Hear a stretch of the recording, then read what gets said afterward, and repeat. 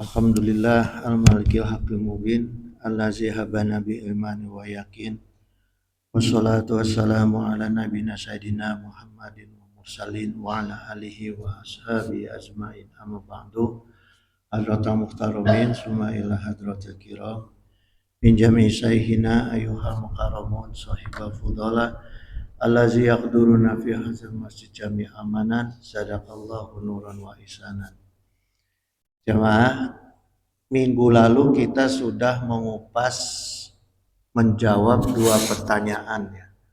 Pertama, pertanyaan siapa yang memberi nama Al-Quran. Kemudian yang kedua, pertanyaan siapa yang menulis Al-Quran. Itu kita sudah jawab minggu lalu. Insya Allah sekarang kita kupas apa dalilnya kalau Al-Quran itu kalamullah, bukan makhluk. Jadi Al-Quran itu perkataan Allah, bukan ciptaan atau karangan makhluk ya. Gitu. Nah, pertama, Al-Quran sebagai kalamullah itu maka Allah langsung ikut menjaga miliknya. Ya, itu. Kalau milik orang lain kan kita malas menjaganya. Karena ini milik sendiri maka ikut dijaga. Kalau Allah Ta'ala langsung berfirman dalam Al-Hijr ayat 9, Inna nahnu nazalna zikra wa inna lahu lahafidun. Ya, jadi kami yang menurunkan Al-Quran. Nah, di sini juga kalimatnya menggunakan nahnu, artinya kami. Kami itu Al-Quran itu dijaga bukan hanya Allah sendiri, tapi oleh para penghafal Quran, oleh orang-orang yang suka mengkaji Al-Quran, yang membaca Al-Quran, malaikat gitu ya. Makanya kami ini artinya jamak gitu ya. Sendiri ini Allah langsung yang menjaga bersama-sama gitu ya. Maka ketika kita membaca Al-Quran, kita mengkaji Al-Quran, menghafal Al-Quran, termasuk yang dihitung yang menjaga Al-Quran, maka insya Allah akan mendapat syafaat dari Al-Quran itu sendiri gitu ya. Kemudian Allah juga, karena ini benar sifatnya kalamullah, Allah sendiri ikut menantang. Siapa ada makhluk, orang, manusia, atau gabung bahkan dengan jin yang bisa menciptakan satu ayat aja yang sama dengan Al-Quran, itu ternyata tidak ada yang sanggup. Ya, Allah Ta'ala berfirman, Fa'tu bisyuratim min mithlihi yad'u syuhada'akum min dunillahi. Tidak ada tuh. Tidak ada yang sanggup gitu. Padahal Allah tantang itu. Seluruh manusia sedunia ditambah jin lah. Gak ada yang sanggup. Dulu ada yang pernah bikin tuh Musailamah Al-Kazab, surat Al-Fil dia bikin, aduh gak jelas banget gitu ya. Nah kemudian perbedaannya jemaah ya. Kenapa Al-Quran ini benar-benar kalamullah? Karena di dalam Al-Quran itu tidak ada sedikit pun perkataan makhluk. Kalaupun ada diceritakan Rasulullah SAW, Muhammad SAW berkata atau Musa berkata, itu adalah perkataan Allah yang menceritakan, ya. Tapi bukan langsung perkataan manusia. Seperti misalnya kalau di kitab lain ada Matius, Yohanes, kan jelas yang berkata itu adalah Matius, Yohanes misalnya. Ya. Tapi kalau di Al-Quran nggak ada. Perkataan makhluk setinggi apapun, ya bahkan setinggi derajatnya setinggi Rasulullah SAW, tidak ada di Quran. Adanya di dalam hadis. Rasulullah nggak berani itu. Ya. Padahal diakui sebagai Nabi dan Rasul, apakah berani menyampaikan wahyu Allah diselipkan perkataannya Rasulullah? Nggak berani. murni. Jadi Quran ini benar-benar murni perkataan Allah gitu ya, kalamullah gitu. Kemudian jemaah sekalian, sekarang pertanyaan yang ketiga nih. Suka ada pertanyaan yang menggelitik gitu ya. Kalau Al-Quran itu bukan karangannya Nabi Muhammad Shallallahu Alaihi Wasallam, kenapa wahyu Allah di dalam Al-Quran itu berbahasa Arab? Ya.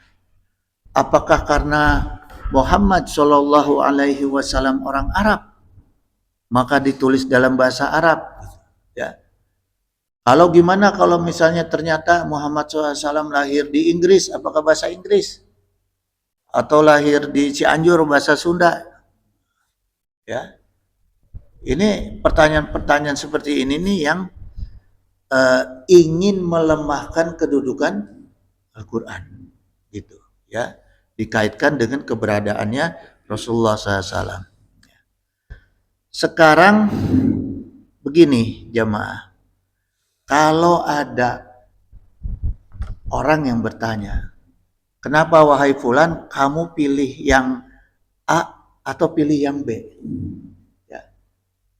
Kalau ada orang bertanya nih pada kita, wahai fulan kenapa kamu pilih motor yang itu?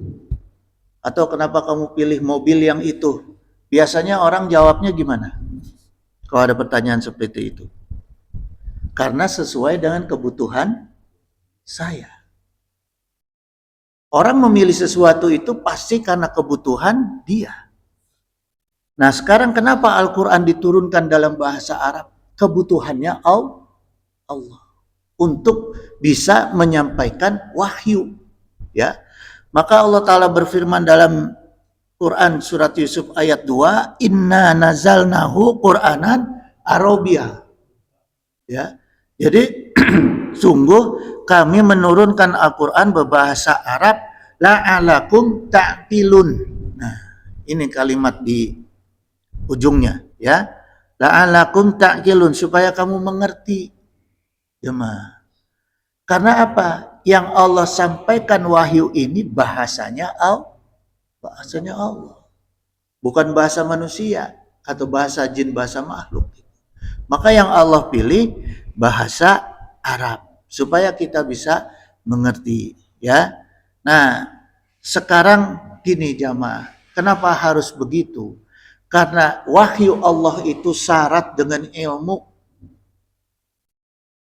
Nggak ada wahyu Allah, perkataan Allah yang isinya bercanda tuh nggak ada.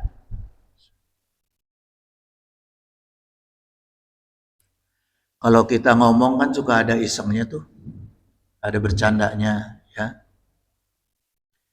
legeknya gitu. Kalau Allah nggak ada, isinya sebagian besar itu adalah ilmu ya, selain cerita ilmu. Gitu. Maka gini jamaah, perkataan Allah, kalimat Allah ini ya, itu tidak bisa kalau dituangkan selain dari bahasa Arab. Bisa memenuhi maksud Allah selain dari bahasa Arab. Sekarang kita buka ilmiahnya nih. Ya. Dalam kitab Al-Mufassal fi Tarikh Al-Arabi Qabla Al-Islam Al-Iraqi Jawad Al-Ali, beliau menyebutkan jumlah kosakata bahasa Arab itu mencapai 12 juta. Saya ambil singkatnya nih ya. 12 juta 305.52 kosakata. Itu kosakata di dalam bahasa Arab ya. Kalau dalam bahasa Arab juga, Arab Quran nih khususnya ya, itu banyak bentuk yang sama tapi pemaknaannya beda. Dalam bahasa Arab nih disebutnya taraduh ya.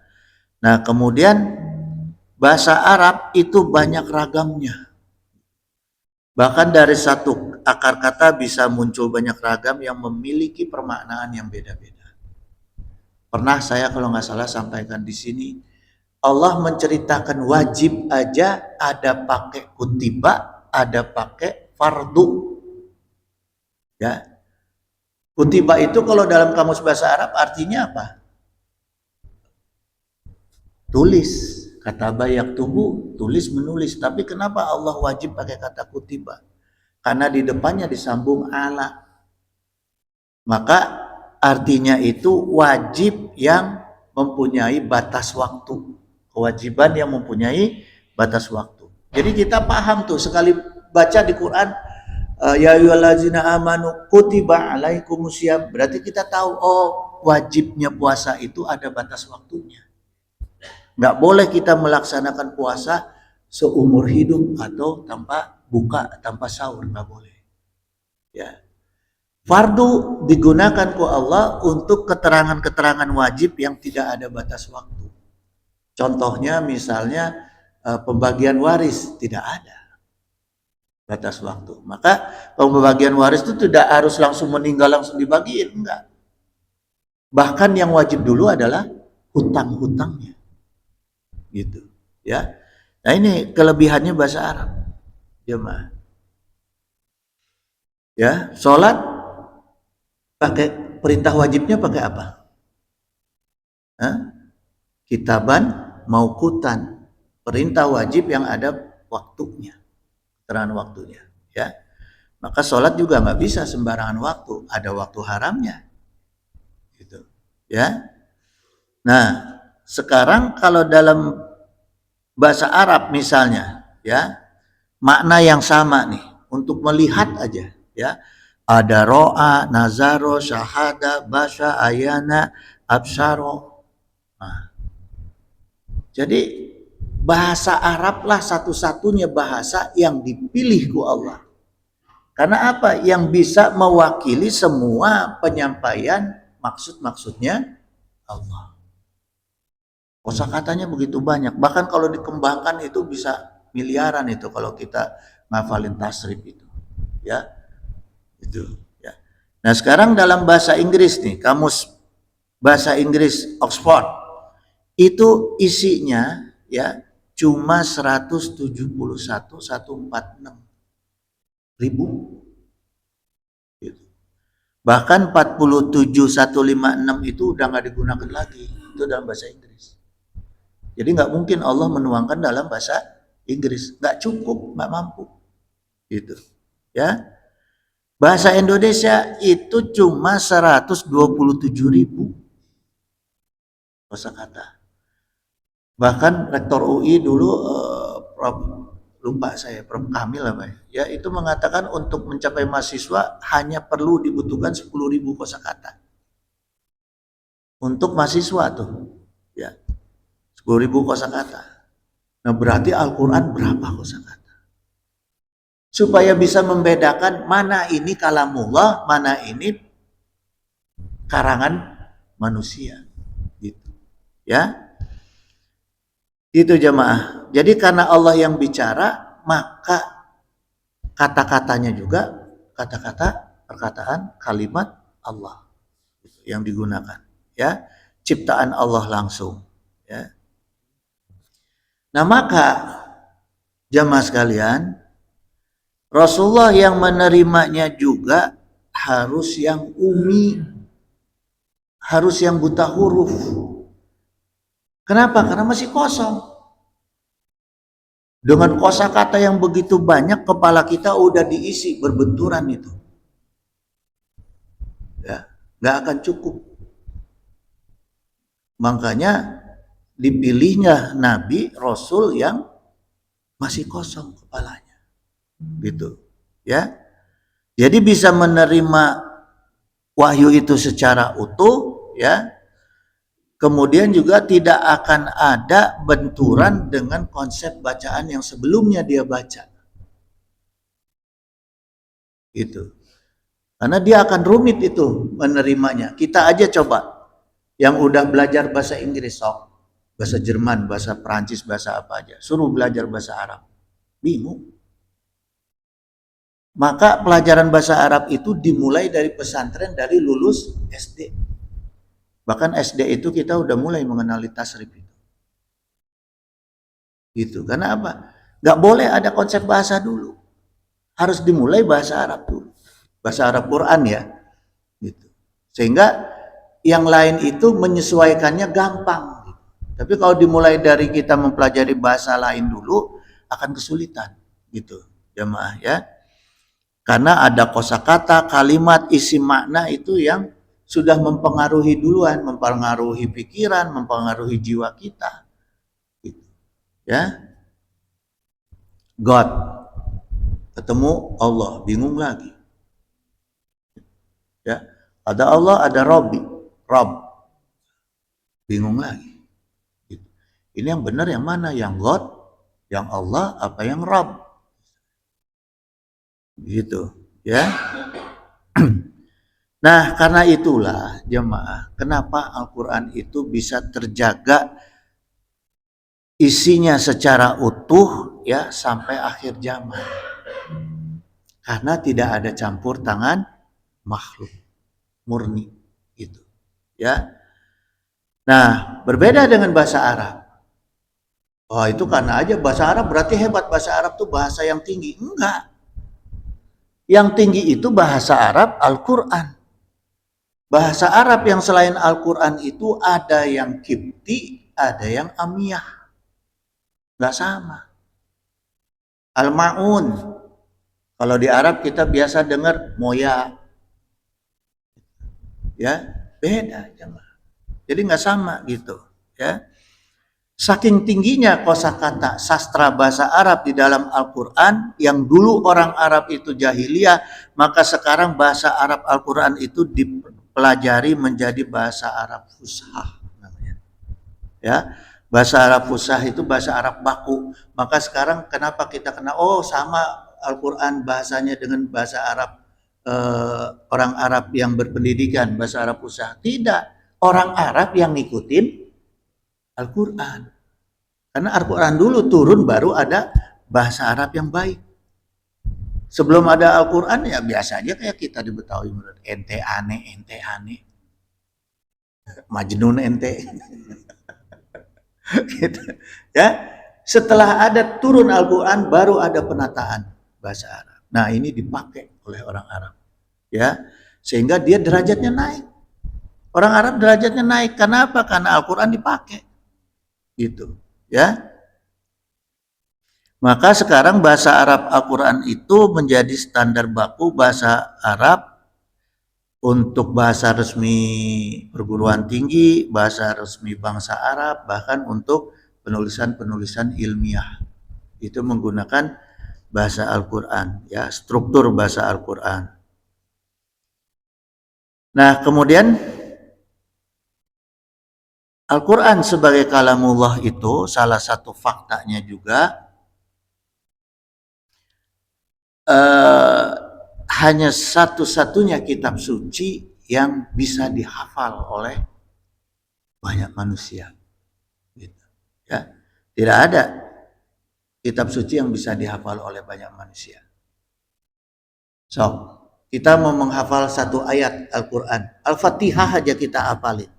Kita pakai di seluruh dunia, sama enggak? Sama. Coba surat Yohanes ayat 2 kita baca, pakai di Inggris, sama enggak? Beda. Berbenturan lagi nanti logikanya. Gitu, ya. Karena bahasanya udah beda, pasti logika akan berbeda. Itu jemaah, ya. Maka mudah dihafal. Karena kemana-mana sama, gitu. Jadi dihafalin terus, gitu, ya. Al-Fatihah pasti hafal semua umat Islam. Di masjid ketemu, di langgar ketemu, di mana ketemu, gitu. Ya. Nah, maka dari fakta-fakta tadi Allah memerintahkan kita untuk memahami lughatul Arabiyah, ya, fil Quran, gitu. Nah, sekarang kita coba memahami ilmu bahasa Arab Al-Quran yang sederhana dari kata Al-Qurannya aja. Ya. Setiap menerangkan kosakata dalam bahasa Al-Quran, selalu yang diterangkan itu hurufnya dulu. Selalu yang dikenalkan. Ya. Maka struktur dasar bahasa Arab Al-Quran itu huruf, fi'il, isim. Jadi hurufnya dulu dikenalkan. Misalnya Al-Quran dikenalkan hurufnya dulu qaf, ro, dan hamzah, bukan alif, hamzah, ya. Qoro'a gitu. Nah, kalau kita pelajari, kita susun al-kalamu huwal abdu al-muraqabu al-mufidu bil wad'i. Nah, itu dalam dasar kitab Nahwu, ya. Kalau kita susun huruf qoro'a itu, kita bentuk menjadi isim masdar, ya. Kata isim masdar ini maknanya kata benda yang berasal dari kata kerja. Nah, jadi fi'il qoro'a artinya membaca. Jadi ro'a pertama kita bisa maknai Al-Quran itu adalah bahan bacaan, ya, untuk membaca gitu.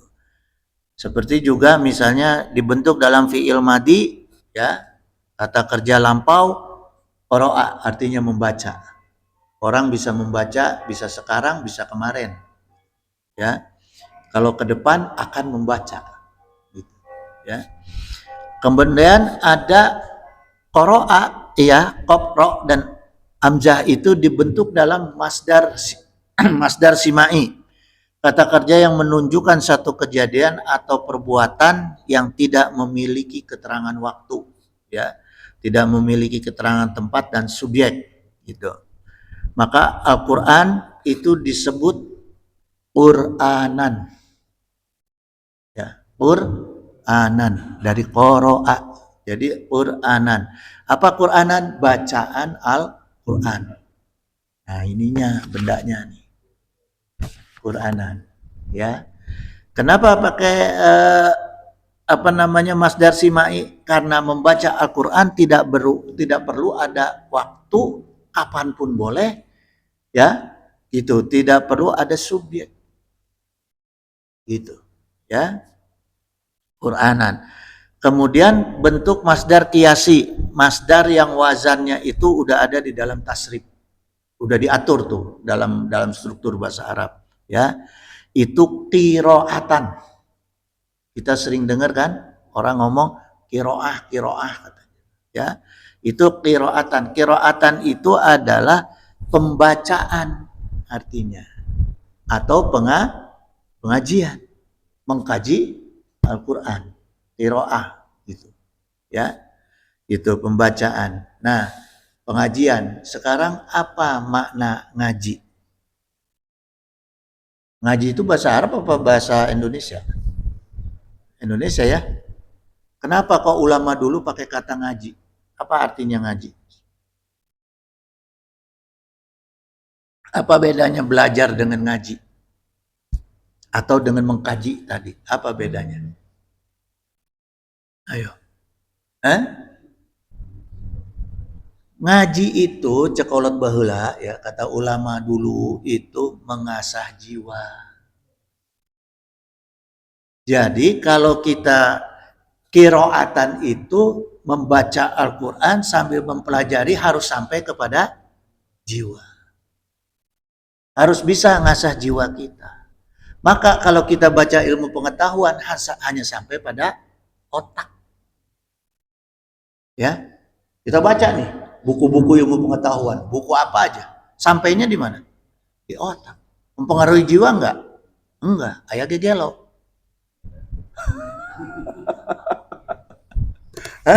Saking mempelajari, saking dalamnya, ujung-ujungnya gelo.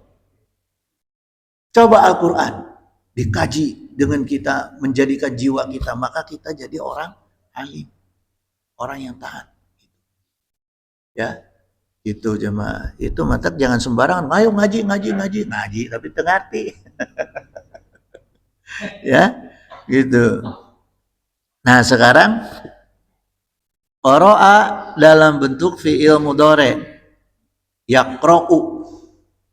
Yaqra'u itu artinya apa? Menceritakan. Maka di dalam Al-Quran ada kisah-kisah. Kisah Nabi, ya. Bahkan ada kisah manusia yang bukan pangkat Nabi, bukan pangkat Rasul, tapi diceritakan. Ya, karena mengandung kisah yang ada hikmahnya, yaitu Luqman, ya. Kemudian isim maf'ulnya makru'un. Makru'un itu yang dapat dibaca dengan terang. Jadi bacaan yang bisa membuat terang jiwa dan akal kita, yaitu Al-Quran. Itu, jemaah. Ya, ini saya ada kisah sedikit aja, jemaah. Dulu saya waktu awal kena serangan jantung ya, itu saya mencoba menghibur diri, cari obat diri gitu, mencoba menghibur diri dengan cara apa? Karena nggak bisa turun dari tempat tidur kan, saya baca. Tambah baca tambah pusing. Baca ilmu kuliah dulu, ilmu kuliah hukum, bacaan buku hukum tambah pusing. Akhirnya saya coba minta kitab-kitab yang dulu saya coba baca lagi, saya coba mutolaah ya. Belajar lagi nahunya, belajar lagi sorofnya. Jadi obat. Jadi obat tuh. Ya. Alhamdulillah sekarang dinyatakan Allah sembuh. Ya. Gitu. Karena yaitu bacaan Al-Quran itu yang bisa memberi cahaya, penerangan kepada kita. Secara ilmiah, secara ilmu juga seperti itu. Ya. Kemudian juga dalam kaidah fikih, khususnya bab toharoh, kata qoro'a juga dipakai untuk menerangkan uru'in. Uru'in itu artinya suci. Ya, ini sama dengan masdar simai. Jadi maknanya suci. Maka Al-Quran itu kitab suci yang harus boleh dibaca oleh orang-orang yang suci. Tidak boleh kita baca Al-Quran dalam keadaan tidak bersuci. Ya, gitu, karena ini kitab suci gitu. Ya, itu jemaah. Jadi itu sedikit aja itu. Sedikit saya cerita tentang Al-Quran secara keilmuan bahasanya gitu. Ya. Itu jemaah. Maka Al-Quran itu terkandung ilmu ya dan cerita yang pembacanya harus dalam keadaan suci. Maka Al-Quran dapat membuat jiwa dan akal pembacanya itu jadi terang benderang.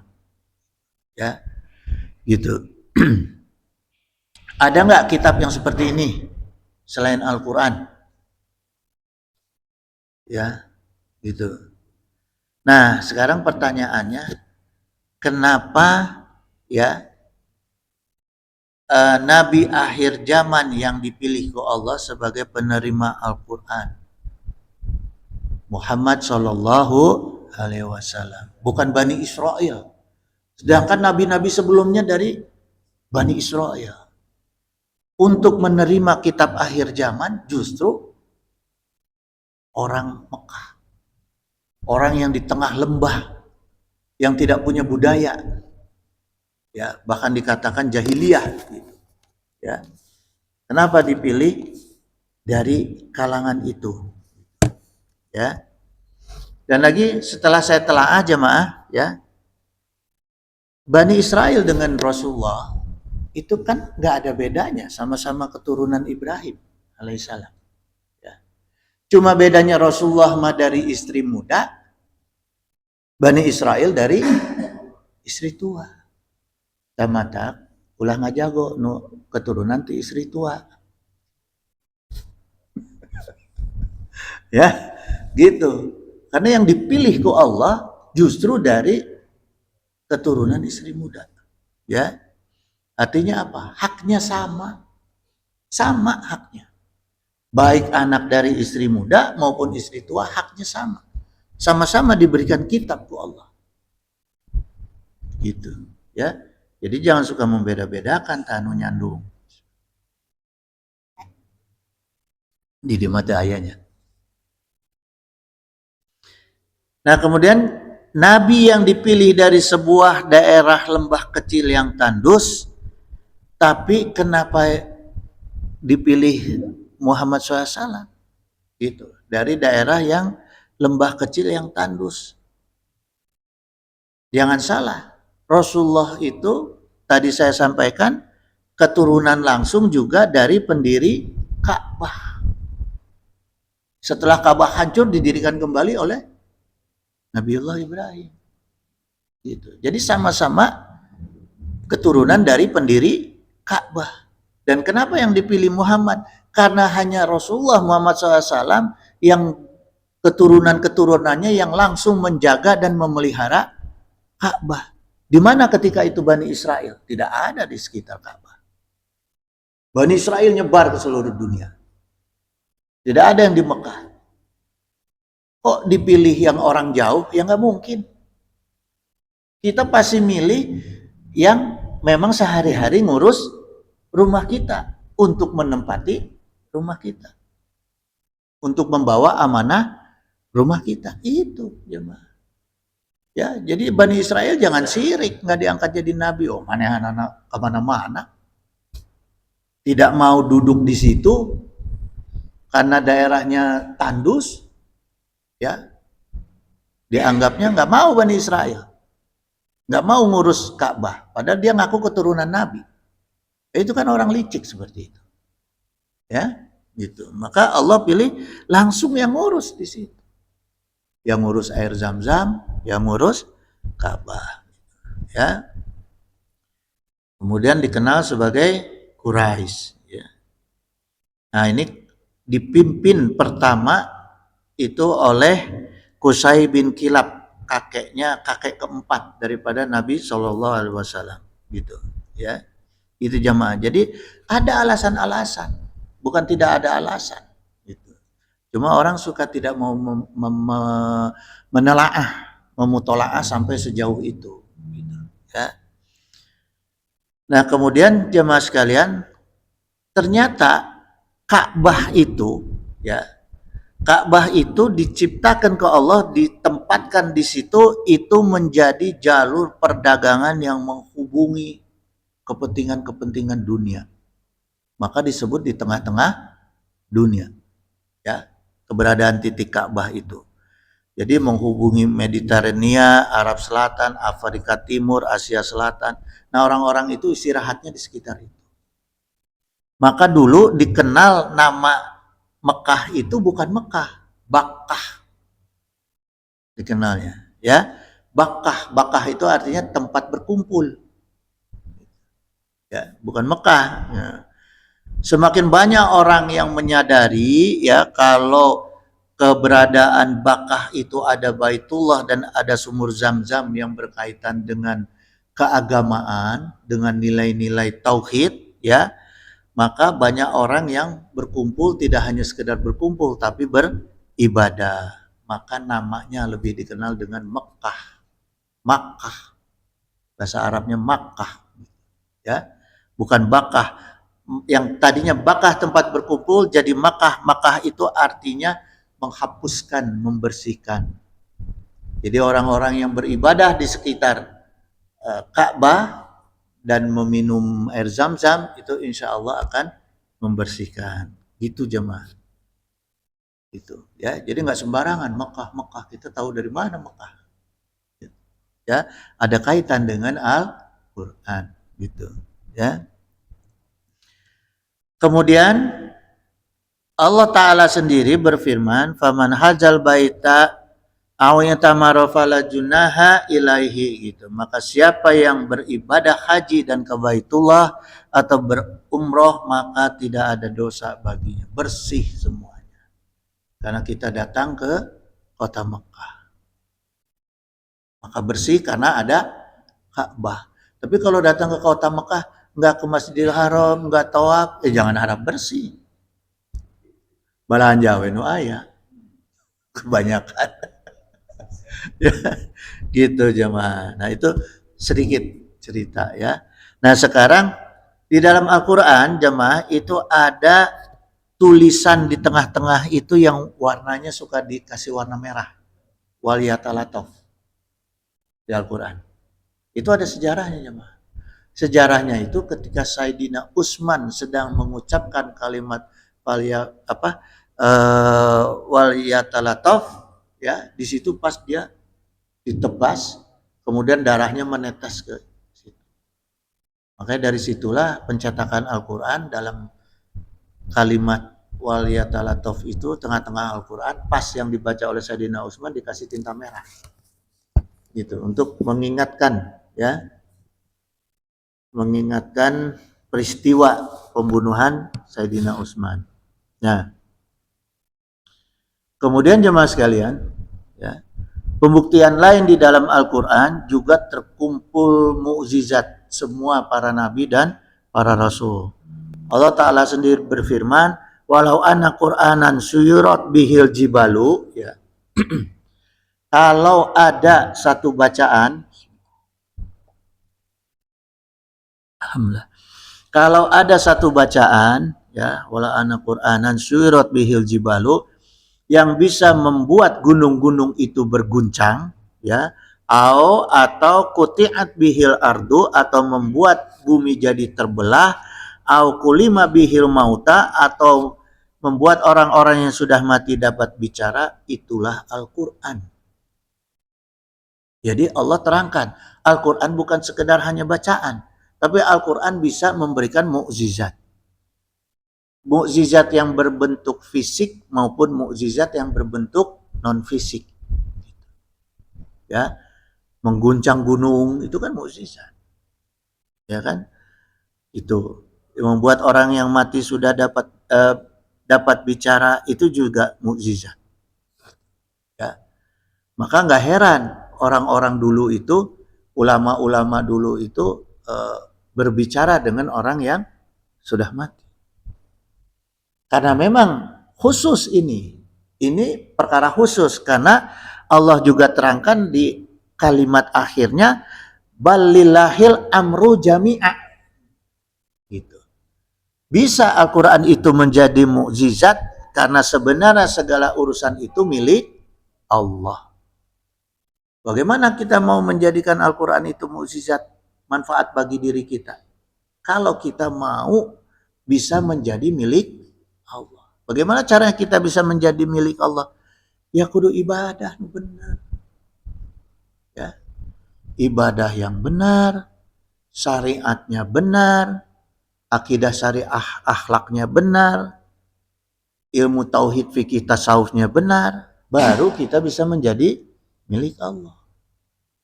Nah, kumaha caranya supaya benar? Ya harus mau ngaji. Ngajinya harus kafah. Ustadznya, ulamanya juga harus yang kafah. Gitu. Ya. Jangan yang bukan sekedar ceramah. Tulus we. Ya. Gak bisa. Gak bisa. Maka Al-Quran sekarang itu banyak orang menyepelekan. Karena si pengkajinya, si pembacanya, ya, tidak mendudukan Al-Quran sebagai kitab suci. Coba aja sekarang. Banyak orang mau ngaji Quran di teng-teng-teng gitu. Tidak menghormati sama sekali. Padahal keterangannya harus suci. Nah, kemudian apa makna kata mukjizat? Kembali lagi, Al-Quran menyampaikan hurufnya ain, jim, dan za. Ajaza. Gitu. Ajaza itu artinya orang, ajaza itu artinya lemah. Gitu. Nah, kalau orangnya disebut mukjiz. Orang yang lemah disebut mukjiz gitu. Ya. Gitu. Ajaza yu'ajizu bimujizin gitu. Melemahkan atau menghalangi. Itu artinya mukjizat. Jadi Al-Quran itu bisa berfungsi melemahkan atau mengalahkan, menghalangi musuh-musuh Allah, ya, yang akan mendolimi kaum mukminin. Kemudian Al-Quran juga harus bisa melemahkan diri kita dari kesombongan. Ya. Jadi semakin mengkaji Al-Quran, kudu semakin tunduk. Harus bisa melemahkan diri dari kesombongan terhadap Allah dan Rasulnya dan makhluk. Jangan-jangan makin hafal Quran, makin nggak jago. Nggak boleh. Ya, gitu. Nah, mukjizat Al-Quran itu bisa menjadi mukjizat hisiah atau maknawiyah. Nah, ini nanti khusus babnya. Babnya khusus ya. Kalau sekarang nggak nyampe. Terus Rasulullah mempertegas, qala Rasulullah SAW fil hadisil qudsi, ya, dina hadis qudsi, Wa farqu bainahu wa bainal Qur'ani. Perbedaan hadis qudsi dan Al-Qur'an adalah nazala lil ijazi bi aksari suratim. Al-Qur'an turun itu berguna untuk menjadi mukjizat dengan surat terpendek sekalipun. Surat terpendek apa? Sekalipun itu bisa jadi mukjizat. Saya ambil contoh Al-Ikhlas yang hampir rata-rata hafal.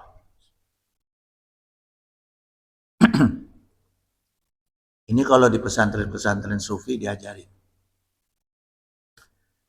Tapi yang pesantren yang benar ya. Qul huwallahu ahad. Tadi kita jelaskan inna nazalnahu zikra wa inna lahu lahafidun. Nahnu, Allah menjaga Al-Qur'an berikut dengan para malaikat dan para penghafal Al-Qur'an. Nah, surat Al-Ikhlas ini per ayatnya dijaga ke 4 malaikat. Karena Al-Ikhlas ini khusus menyangkut dengan surat yang berkaitan dengan tauhid, maka dijaga ke 4 malaikat yang menjaga tauhid. Qul huwallahu ahad. Yasin ya Jabrail. Allahus samad. Yasin ya Mikail.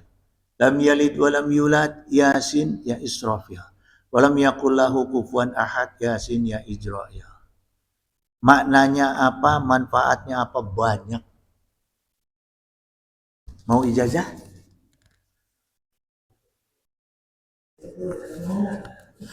Rumah aja, ke rumah. Ya, gitu. Ini manfaatnya banyak sekali manfaatnya, ya, gitu. Jangan di sini karena ini direkam, ya, khusus saja. Soalnya ini direkam, ya. Nah itu bedanya Al-Quran, ayat Al-Quran dengan hadis qudsi. Sementara hadis qudsi juga kan ayat-ayat juga, kalamullah juga, tapi diceritakannya di luar Al-Quran, gitu. Nah dibedakan. Kenapa dibedakan? Wa qulu min Al-Qur'ani wal ahadisi yuqtabbahu bi qiraati, gitu, ya. Dan semua dari isi Al-Quran dan hadis kursi dan hadis lainnya itu dibaca sebagai ibadah. Jadi kita membaca Al-Quran maupun membaca hadis juga ibadah. Jadi gitu jemaah, ya. Jangan menyepelekan hadis, kita baca hadis juga ibadah. Dicatat sebagai nilai ibadah gitu, ya. Nah, sekarang keterangan mukjizat di dalam Al-Quran itu sebenarnya sudah tergambar di dalam makna judulnya, makna nama suratnya, gitu, ya. Misalnya mukjizat untuk mendatangkan kemuliaan, ya. Al-Quran sendiri sudah menjelaskan, laqad anzalna ilaikum kitaban fihi zikrukum, ya. Sungguh telah kami turunkan kepada kamu sebuah kitab yang di dalamnya terdapat sebab-sebab kemuliaan. Jadi mukjizat Al-Quran juga bisa untuk mendatangkan kemuliaan. Ya, ini dalam Al-Anbiya ayat 10. Al-Furqan. Ya. Al-Furqan. Nah, ini Al-Furqan ini menjelaskan jamaah bagaimana kita bisa mengambil makna manfaat Al-Quran, makna mukjizatnya Al-Quran, ya. Tabarakallazi nazala furqana ala abdihi, gitu. Maha suci Allah yang telah menurunkan Al-Furqan kepada hambanya, liyakuna lil alamina nazira, gitu, supaya dia menjadi pemberi peringatan kepada seluruh alam. Derajat kita naiknya kayak apa tuh? Bisa memperingati seluruh alam. Yang sudah ada Nabi Sulaiman. Nabi Sulaiman itu bisa mempengaruhi seluruh alam, jin, binatang, ya. Nah, sekarang ditafsir ke ulama hikmah nih, dalam Al-Furqan ini artinya mukjizat Al-Quran yang bisa memberikan kelebihan kepada manusia, ya, seperti para nabi, waliullah, ulama-ulama tertentu, orang-orang pilihan Allah. Kelebihannya pertama berupa ilmu, kedua berupa pemahaman, ketiga berupa firasat, yang keempat berupa karomah. Nah, itu Al-Qur'an, ya. Nah, syaratnya, harus tahu dulu, jangan enak aja. Jangan mau enteng-enteng aja. Ada syaratnya, jemaah. Ya. Syaratnya untuk kita dapat menyerap, ya, mukjizat Al-Furqan itu pertama harus memakmurkan dohir dengan mengikuti sunnah. Sunnah Rasulullah diambil semua sama kita, diamalkan, dipakai. Yang paling sederhana punten-punten ya. Ini sunnah Rasul. Kalau kumis bukan. Ini sunnah Rasul. Walaupun sedikit harus ada jenggot. Ya. Gitu. Kemudian yang kedua, memakmurkan batinnya dengan muraqabah. Jadi batin kita itu harus selalu merasa diawasi oleh Allah. Sehingga kita terjaga dari perbuatan maksiat. Ya. Kemudian jaga mata nih. Jangan sampai melihat dari perkara-perkara yang haram. Kalau lihat yang haram, alihkan, istighfar. Jangan lihat yang haram, nuhun, gogoda, ditingali, terus. Nah. Gitunya.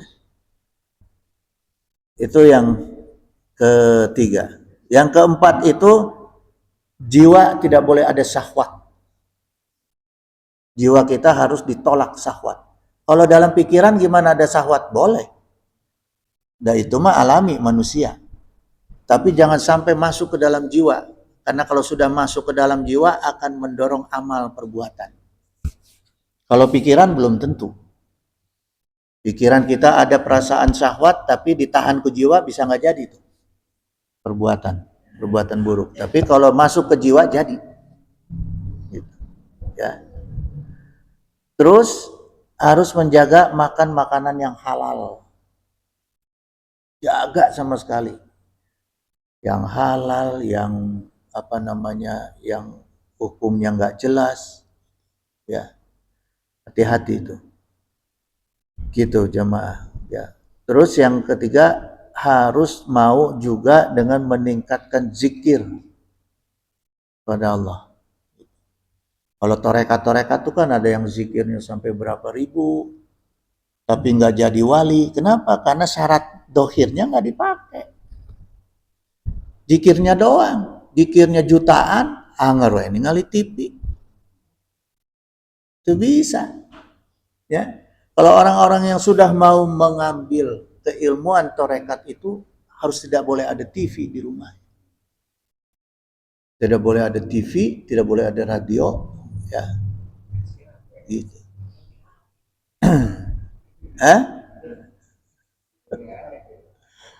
Nah, nggak boleh ada HP. HP itu cinit-nit nu cinit-nit. Cinit-nit kan nggak apa-apa, cuma dingdang mongko.